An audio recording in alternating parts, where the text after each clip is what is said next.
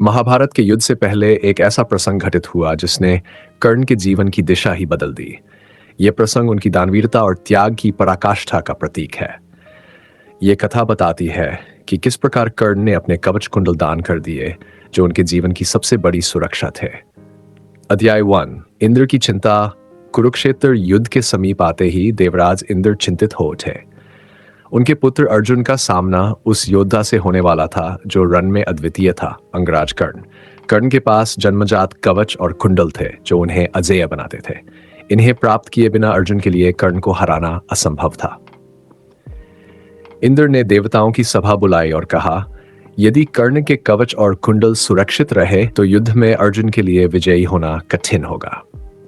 देवगण सहमत हुए। इंद्र ने एक योजना बनाई और स्वर्ग से पृथ्वी की ओर चल पड़े। कर्ण की दानशीलता। कर्ण अपने महादान और परोपकार के लिए प्रसिद्ध थे। वे प्रतिदिन सूर्योदय के समय स्नान कर भगवान सूर्य की आराधना करते और फिर कभी भी किसी याचक को खाली हाथ नहीं लौटाते। इंद्र ने इसी अवसर का लाभ उठाने का निश्चय किया। वे एक गरीब ब्राह्मण का वेश धारण कर कर्ण के द्वार पर आए। कर्ण उन्हें देख प्रसन्न हुए और बोले, मुनिवर, मैं आपको क्या प्रदान कर सकता हूं? कहिए, आपकी सेवा में क्या प्रस्तुत करूं? ब्रह्मरूपी इंद्र ने कहा, मुझे तुम्हारे दिव्य कवच और कुंडल चाहिए। सूर्यदेव की चेतावनी। इंद्र के आने से पूर्व सूर्यदेव ने कर्ण को स्वप्न में दर्शन देकर चेताया था। वत्स, इंद्र ब्राह्मण वेश में तुमसे तुम्हारा कवच और कुंडल मांगने आएंगे। तुम उन्हें मना कर देना क्योंकि ये तुम्हारी रक्षा करते हैं। इन्हें खो देने पर तुम युद्ध में कमजोर हो जाओगे। कर्ण ने विनम्रता से उत्तर दिया, पिताश्री, मैंने जीवन में कभी भी किसी याचक को खाली हाथ नहीं लौटाया। मैं अपनी परंपरा को नहीं तोड़ सकता। यदि कोई मुझसे कुछ मांगने आएगा तो मैं उसे अवश्य दूंगा। सूर्यदेव ने उनका यह निश्चय देखकर आशीर्वाद दिया और अदृश्य हो गए। अध्याय जौर। कर्ण का महान। कर्ण ने ब्राह्मण वेशधारी इंद्र की ओर देखा और बिना किसी संकोच के अपनी तलवार निकाली। उन्होंने अपने जन्मजात कवच को काटने के लिए तलवार चलाई।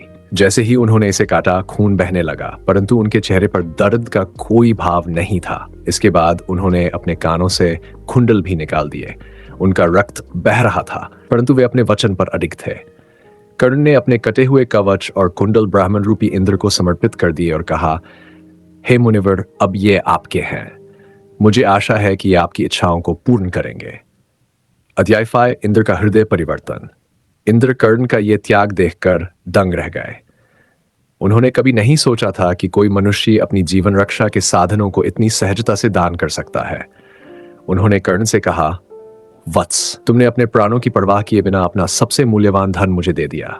मैं तुमसे अति प्रसन्न हूं। तुम कोई वरदान मांगो। कर्ण मुस्कुराए और बोले, देवराज, मुझे दान देने का सौभाग्य मिला, यही मेरा वरदान है। मैं किसी और चीज की इच्छा नहीं रखता। इंद्र इस उत्तर से और भी प्रभावित हुए। उन्होंने कहा, फिर भी मैं तुम्हें एक दिव्य शक्ति प्रदान करता हूं। मैं तुम्हें शक्ति नामक अमोघ अस्त्र देता हूं, जिसे तुम युद्ध में एक बार प्रयोग कर सकते हो। यह जिस पर चलेगा उसे निश्चित रूप से मार देगा। कर्ण ने सिर झुकाकर यह वरदान स्वीकार किया। अध्याय 6। युद्ध का संकेत। जब दुर्योधन को यह समाचार मिला कि कर्ण ने अपने कवच और कुंडल दान कर दिए हैं तो वह अत्यंत चिंतित हुआ। उसने कहा, कर्ण, तुमने अपने सबसे बड़े सुरक्षा कवच को त्याग दिया, ये क्यों किया?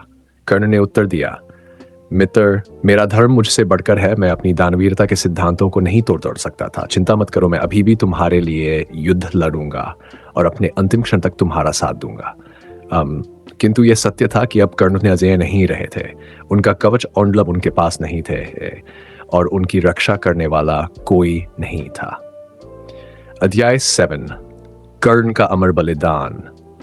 कुरुक्षेत्र के युद्ध में जब अर्जुन और कर्ण का सामना हुआ तो कर्ण ने अपनी पूरी शक्ति लगा दी, परंतु युद्ध के मध्य में उनका रथ धरती में फंस गया। वे उसे निकालने का प्रयास कर रहे थे। तभी कृष्ण ने अर्जुन से कहा, अर्जुन, यह समय है, अपना बाण चलाओ। अर्जुन ने अनिच्छा से ही सही, परंतु अपने गुरु के आदेश का पालन किया और कर्ण का वध कर दिया। यदि उस दिन कर्ण के पास उनका दिव्य कवच और कुंडल होते तो शायद ये युद्ध अलग दिशा में मुड़ जाता।